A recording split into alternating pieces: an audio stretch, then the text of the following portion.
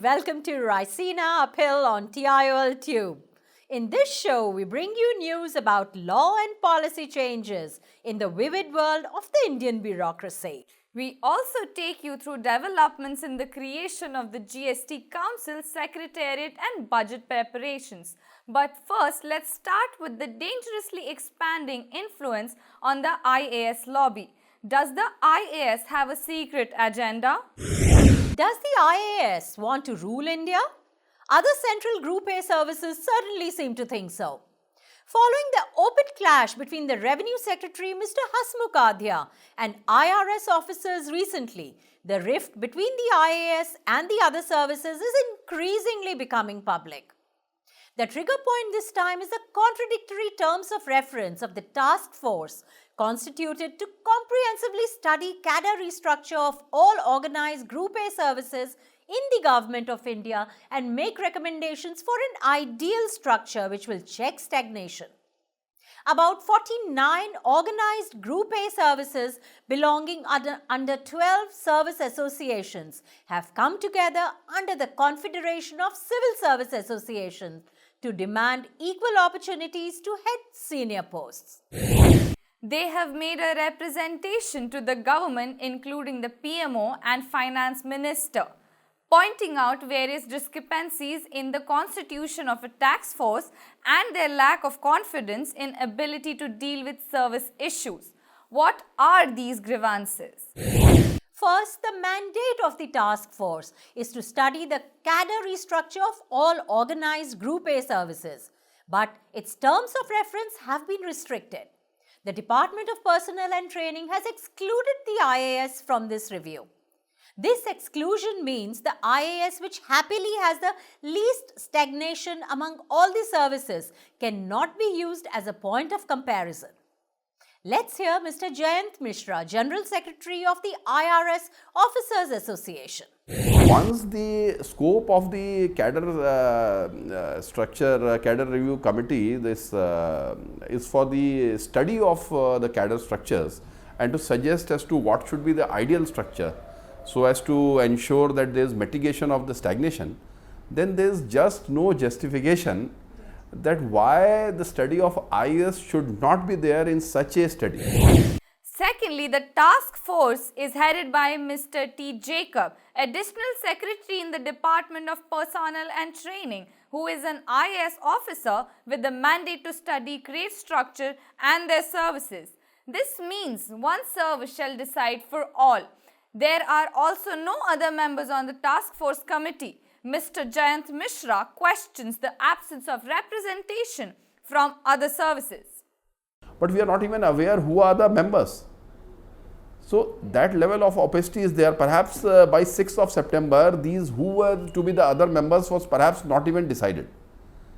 So now you have not even put together your team. There are other real issues of stagnation due to absence of higher level posts. Let's hear Mr. R.N. Singh, the Secretary General of the Railway Officers Federation. If you see the percentage of higher level post in railway services vis-a-vis any other central services, I think we are at the lowest. For example, in SAG, that is the JS level. In other services, the percentage of SAG post is 20 to 22%. In IAS, it is about 30%, whereas in railway services, it is 12 to 15%. So, similarly in HAG, which is also called ASTS, the percentage of posts of HAG level in other central services is 6 to 7%. In IAS, it is 10%, whereas in railway services, it is 2.5 to 4%, which again is lowest. Similarly, at Apex level also, our post percentage is only 0.2% as against about 1% in other central services and 4 to 5% in IAS. While the intention is good, the implementation is questionable. Is it then fair to ask the question whether the task force is actually a hatchet body to ensure the expanding dominion of the IAS? Will Budget 2017 put bureaucrats under pressure? Let's find out. Some customs, however old, need to make way for new practices. Breaking away from a 92-year-old tradition, a cabinet has given its stamp for approval this week to the twin move of advancing the annual general budget as well as merging it with the rail budget. Given the long months needed to separately plan and prepare both these budgets and presentations, will this put an additional strain on the bureaucracy in the North Bloc? Does this move, historically debated for many years, reflect the government resolve to ease all the impediments and propel the rollout of GST by 2017? Let's find out from Mr. Shailendra Kumar, founder editor, TIOL and tax expert. It is a welcome decision to advance the date of the budget presentation, but it would also mean an extra ounce of pressure on the budget makers in the TRU, TPL and the budget division in the Department of Economic Affairs. Even for the industry and trade, it means quickening of the representations to be submitted to the revenue boards and the revenue secretary.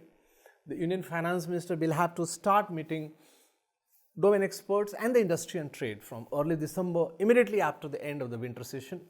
For the journalists, certain parts of the North Bloc would be out of bond from Christmas to the New Year.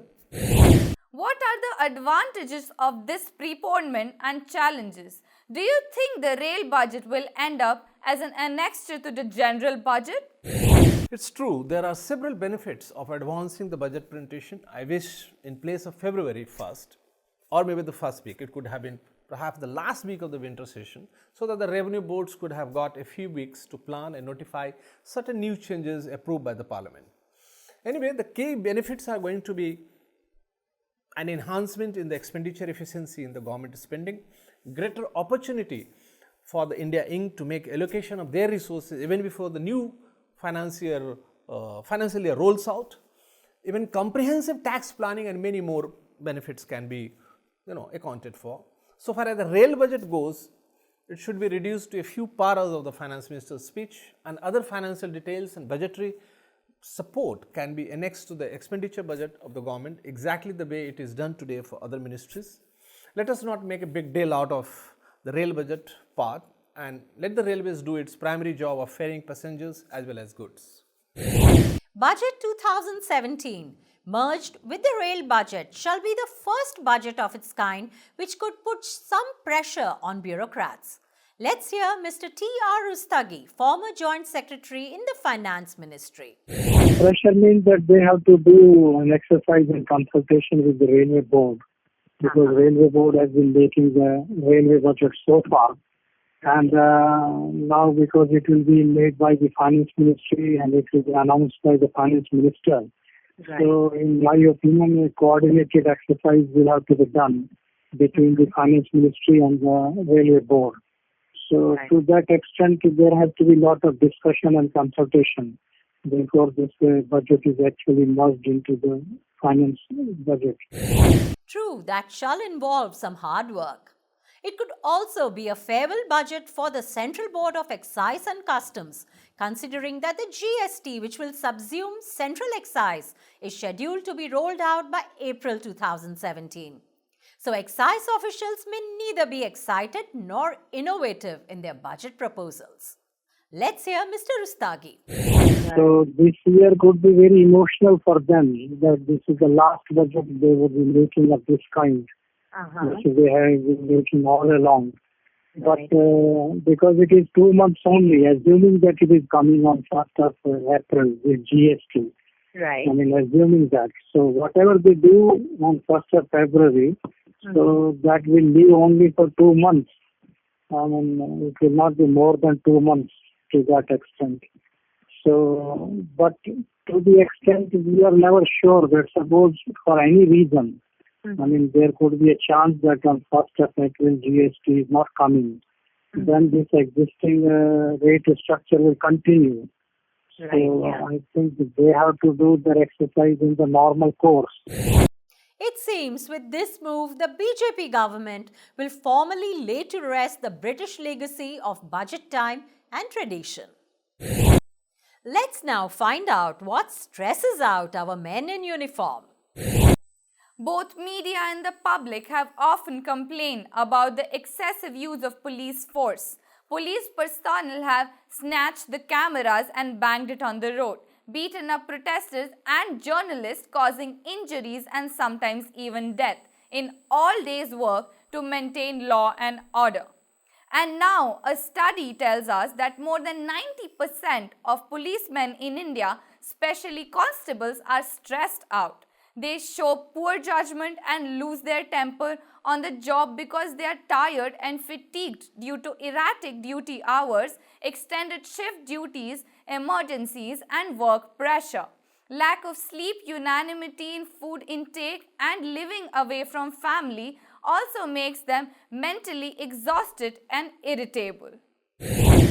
The study, titled Fatigue in Police Personnel Causes and Remedies, was conducted by the Postgraduate Institute of Medical Education and Research at Ram Manohar Lohia Hospital in Delhi and sponsored by the Bureau of Police Research and Development.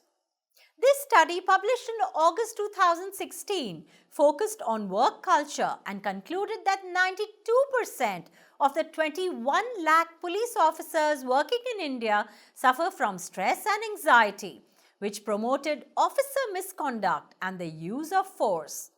The fatigue had health repercussions too, including hypertension, back pain, headaches and heart disease, with the problem often being compounded with substance abuse, including smoking and alcohol intake.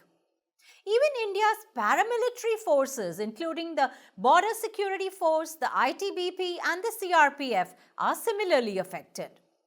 Out in hostile environments, separated from family, there are few who may not have contemplated suicide in their lifetime.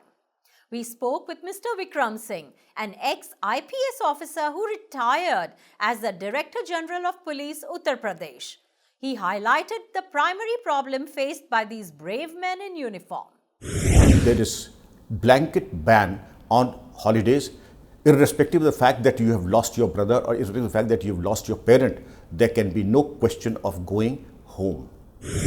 Today, it is difficult to find an officer 55 years plus, irrespective of rank, constable right up to the rank of Director General, who has not thought of suicide once in his lifetime. Yes, not being able to take the leave can be frustrating. But given that the police to population ratio in India is just 145 personnel from 1 lakh of population, can employing more manpower help? We asked Mr. Neeraj Kumar, ex-IPS officer and former commissioner of the police in Delhi. Let's hear him. There is a limit to how much you can add to the existing strength.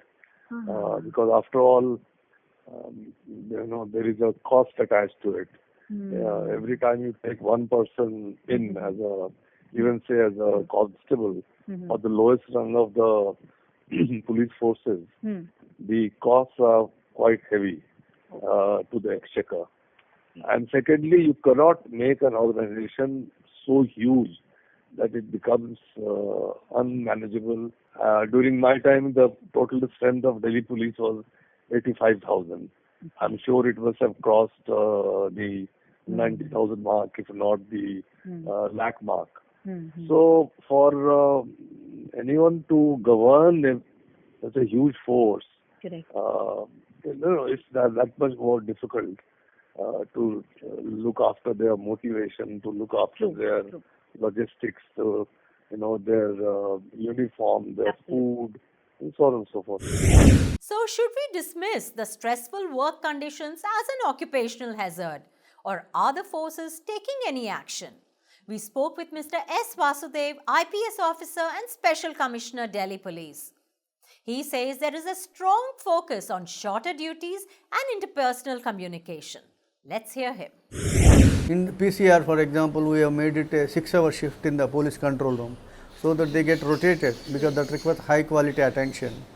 And in other units and districts also, we give them as much rest as possible and give them leave also, subject to our own constraints.